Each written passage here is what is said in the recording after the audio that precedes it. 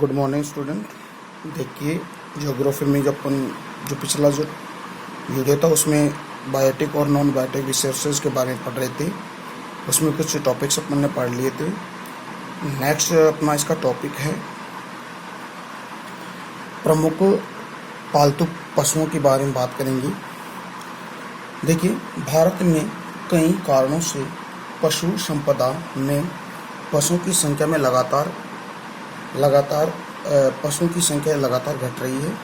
2007 में पशुओं की संख्या 52.97% करोड़ थी, जो घटकर 2012 में 51.21 करोड़ रह गई है।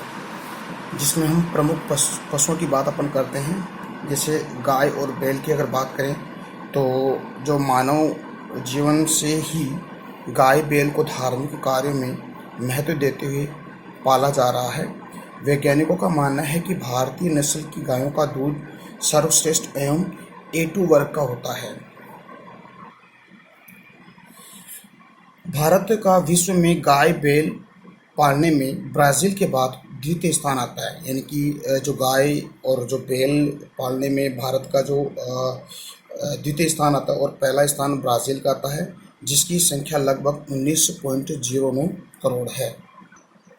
भैंसे की बात करें तो देखिए, विश्व में भारत का भैंस पालन में प्रथम स्थान है। यानी कि पूरे विश्व में जो भारत का प्रथम स्थान आता है भैंस पालन के अंदर। और भारत में जो भैंसों की जो अगर संख्या देखें तो 10.89 करोड़ जनसंख्या है, जो कि विश्व का 56.7% है। भैंस अधिकांश आर्द्र क्षेत्रों में पाली जाती है। यानी कि जो आर्द्र जो क्षेत्र हैं वहाँ पर भैंसें पाली जाती है, जिसमें हमारे उत्तर प्रदेश, आंध्र प्रदेश और महाराष्ट्र कुछ भारत के राज्य आते हैं। अगर भैंसों की नस्लों की अगर बात करें तो भैंसों की नस्लों में जैसे मुर्रा नस्ल है, जाफराबादी है, बदावरी है, सूरती, नली, मेहसाना, देसी आदि नस्लें होती है। बकरियों की अगर बात करें तो देखिए, भारत में बकरियों को गरीब की गाय कहते हैं। जो भारत में 13.52 करोड़ से अधिक बकरियां पाली जाती है और विश्व का परसेंट देखें तो 14.5% है। ये बकरियां राजस्थान में पाली जाती है, उत्तर प्रदेश, पंजाब, गुजरात, कर्नाटक, तमिलनाडु आदि राज्यों में इसका बकरियों का पालन होता है। बकरी दूध और मांस के लिए पाली जाती है। अगली पालतू पशु है भेड़ें। देखिए, भेड़ें भी शुष्क और अर्ध शुष्क और पहाड़ी क्षेत्रों में ये पाली जाती है, जहाँ पर वहाँ के लोगों का जीविकोपार्जन का एक महत्वपूर्ण साधन होती है। जो भेड़ें हैं ऊन और मांस के लिए पाली जाती है। ये भारत में इस भेड़ों की संख्या की अगर देखें तो भारत का चीन के बाद द्वितीय स्थान आता है, जो लगभग 6.51 करोड़ भेड़ें पाली जाती है। राजस्थान की लगभग 60% भेड़ें राजस्थान, आंध्र प्रदेश और तमिलनाडु में पाली जाती है। भारतीय भेड़ों की ऊन घटिया किस्म की होने से गलीचा ऊन कहा जाता है। यानी कि जो भारतीय जो भेड़ें उनकी जो ऊन होती है वो घटिया किस्म की होती है, जिससे गलीचे ही तैयार किए जाते हैं। अगला पशु है ऊँट। भारत में ऊँटों की संख्या लगातार घट रही है। भारत में विश्व के 2.4% ऊँट पाले जाते हैं। यहाँ कुल 4 लाख ऊँटों में से 50% से अधिक अकेले राजस्थान में पाले जाते हैं। इसके अलावा शेष है पंजाब, हरियाणा, गुजरात, उत्तर प्रदेश, मध्य प्रदेश में पाले जाते हैं। भारत में जो पशुधन है उसकी कमज़ोर स्थिति का क्या कारण है? यानी कि भारत में जो पशुओं की संख्या कम है, इसका प्रमुख क्या कारण है? कारणों की अगर बात करें तो देखिए, कारणों में अगर बात करें तो पौष्टिक आहार व हरे चारे की कमी है हमारे भारत में। अच्छी पशु नस्ल का अभाव है। पशुओं को अधिकांश बीमारियां लग जाती हैं और पशु पालकों की अज्ञानता और लापरवाही की वजह से भी हमारे भारत में और हमारे राजस्थान में पशुओं की संख्या बहुत कम है। अगला टॉपिक है भारत में पशु संसाधन विकास के उपाय। क्या क्या उपाय हो सकते हैं?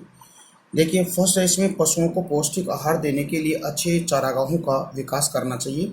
पशुओं को वर्ष भर हरा चारा खिलाना चाहिए। सरकार के द्वारा पशुपालकों को कम कीमत पर पौष्टिक पशु आहार उपलब्ध कराया जाना चाहिए। सेकंड टॉपिक है, गाँव में पशु चिकित्सालय व कृत्रिम गर्भाधान केंद्र खोलकर संकर प्रजनन द्वारा पशुओं की नस्ल सुधारना आवश्यक है। थर्ड इसका है, प्रत्येक पंचायत स्तर पर एक पशु चिकित्सालय खोला जाना चाहिए। फोर्थ इसका है, वैज्ञानिक तरीकों से पशुपालन करने का ढंग गांव-गांव में प्रचार प्रसार होना चाहिए, जिससे कम पशुओं से ही अधिक दूध, मांस व ऊन प्राप्त की जा सके। इस प्रकार हम परिश्रम से अधिक आय प्राप्त कर पशुपालकों को लाभप्रद व्यवसाय बनाया जा सकता है। तो ये इसके उपाय हैं। इसी लेसन का अगला टॉपिक है वन संसाधन, यानी कि वन संसाधनों की बात अपन करते हैं। देखिए, सांस्कृतिक संसाधनों में वन महत्वपूर्ण संसाधन है। 1952 में एक वन नीति बनाई गई थी और उस वन नीति के अनुसार भूमि पर 33% वन होने अनिवार्य हैं। स्वतंत्रता के बाद भारत में वनों की अंधाधुंध कटाई से वन क्षेत्र घटकर 2001 में 19.40% वन रह गए हैं। भारत सरकार ने लोगों में वनों की महत्वता के बारे में जानकारी का प्रचार प्रसार से 2015 वनों में वृद्धि 21.34% हो गई है, जिसका अगर वर्ग किलोमीटर देखें तो 7,01,673 वर्ग किलोमीटर वन पाए जाते हैं। भारत में लगातार वनों की स्थिति, यानी कि भारत में वन कम होते जा रहे, इसके क्या प्रमुख है, यानी कि वन विनाश के क्या कारण हो सकते हैं। इसमें सबसे पहला कारण हम देखें तो कृषि हेतु भूमि की मांग में निरंतर वृद्धि, यानी कि कृषि करने के लिए भूमि की मांग में निरंतर वृद्धि के कारण लोग बाग वनों को काटते हैं और वहाँ पर एग्रीकल्चर करते हैं। जिसे देखिए आगे बढ़ते हैं। देश की लगातार जनसंख्या वृद्धि के भरण पोषण के लिए अधिक अन्न उगाने की आवश्यकता अनुभव की गई है। अगर देखें जनसंख्या वृद्धि 1981 में हमारे भारत की जनसंख्या 63.33 करोड़ थी। 2001 में 102.7 करोड़ हो गई और हमारी 2011 की जनगणना के अनुसार अगर भारत की जनसंख्या देखें तो 121.01 करोड़ हो गई है। तो इसी रीज़न से क्या है कि हम लगातार वनों का विनाश करते जा रहे हैं। कृषि क्षेत्र के विस्तार को बढ़ाने के लिए वनों का विनाश किया जा गया है, इस कारण क्षेत्र लगातार घटता गया है। सेकंड इसका कारण है तीव्र औद्योगिकरण व शहरीकरण। लगातार इंडस्ट्रियल एरिया बढ़ता जा रहा है और हमारी जनसंख्या बढ़ने से शहरीकरण भी बढ़ रहा है। तो शहरीकरण की बसावट के लिए हम लगातार वनों का विनाश करते जा रहे हैं। देखिए, स्वतंत्रता प्राप्ति के पश्चात देश में तीव्र औद्योगिकरण व शहरीकरण बढ़ता गया, इसलिए उद्योगों का विस्तार, सड़क, शहर आदि के विस्तार के लिए वनों की कटाई लगातार हम करते जा रहे हैं। थर्ड रीजन है घरेलू आवश्यकताओं के लिए वनों की कटाई, यानी कि हमारी जो घरेलू आवश्यकता निरंतर बढ़ने के कारण हम वनों के लगातार कटाई करते, जैसे हमें घर के लिए जैसे फर्नीचर बनाना है, भवनों का निर्माण करना है, ईंधन के प्रयोग के लिए भी हम लगातार वनों का विनाश करते जा रहे हैं। चौथा है इसका अनियंत्रित चराई, यानी कि पशुओं की अनियंत्रित चराई की करते हैं। जैसे देखिए, प्रकृति में हरे चारे की कमी के कारण पशु वनों की टहनियों को खा जाते हैं और अधिक ऊंचाई वाली टहनियों को पशु पालक काटकर पशुओं को खिला देते हैं। इस कारण अनियंत्रित व बेरोक-टोक चराई के कारण वन धीरे धीरे कम होते जा रहे हैं। अगला इसका रीजन है स्थानांतरित कृषि प्रणाली। देखिए, स्थानांतरित कृषि प्रणाली का मतलब ये हो गया कि हम स्थान बदल के हम लगातार कृषि करते हैं, जिसे उसको हम झूमिंग कृषि या वालरा या बत्रा कृषि कहते हैं। अनेक राज्यों में जैसे अलग अलग नामों से जानते हैं और अनेक जो कंट्री है वहाँ पे भी अलग अलग नामों से जानते हैं। तो कहने का तात्पर्य ये है कि निरंतर हम स्थान बदल कर अगर एग्रीकल्चर करते हैं तो वहाँ से हम क्या करते हैं, वनों की लगातार कटाई करते हैं, इसलिए वनों का विनाश होता है। देश के भारत में आदिवासी जनजाति अधिकांश स्थानांतर यानी झूमिंग कृषि करते हैं, जिसमें नागा जनजाति झूमिंग व राजस्थान की भील जनजाति दजिया कृषि करते हैं। दजिया व झूमिंग कृषि में जनजाति के लोग वनों को काटकर उसे जलाकर तथा वनों की राख को जमीन में बिछाकर कृषि करते हैं और इस प्रकार वे 3 या 4 साल तक कृषि करते हैं, फिर बाद में किसी दूसरे स्थान पर जाकर ऐसी ही प्रक्रिया अपनाते हैं, उसे हम स्थानांतरित कृषि कहते हैं। तो इसी स्थानांतरित कृषि के कारण हम लगातार वनों का विनाश करते आ रहे हैं। ये इसका रीज़न प्रमुख है।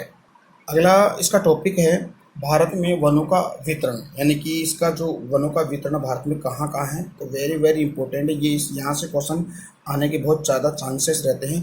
तो फर्स्ट इसका टॉपिक है उष्णकटिबंधीय सदाबहार वन। देखिए सदाबहार वन होते क्या हैं, यानी कि सदा के लिए हरे भरे रहते हैं, जहाँ उन क्षेत्रों में जहाँ पर 200 सेंटीमीटर से अधिक बारिश होती है वहाँ पर सदाबहार वन पाए जाते हैं। और वहाँ का जो टेम्परेचर 28 डिग्री सेंटीग्रेड होता है, तो वहाँ पर ये सदाबहार वन पाए जाते हैं। अगर इन सदाबहार वनों की स्थिति का या विस्तार की बात अगर हम करें तो भारत में 3 क्षेत्र ऐसे हैं जहाँ पर सदाबहार वन पाए जाते हैं। फर्स्ट नंबर उत्तरी पूर्वी भारत। उत्तरी पूर्वी भारत के अंदर तराई प्रदेश, असम, मेघालय, त्रिपुरा, नागालैंड, मिजोरम, अरुणाचल प्रदेश आदि राज्य आते हैं।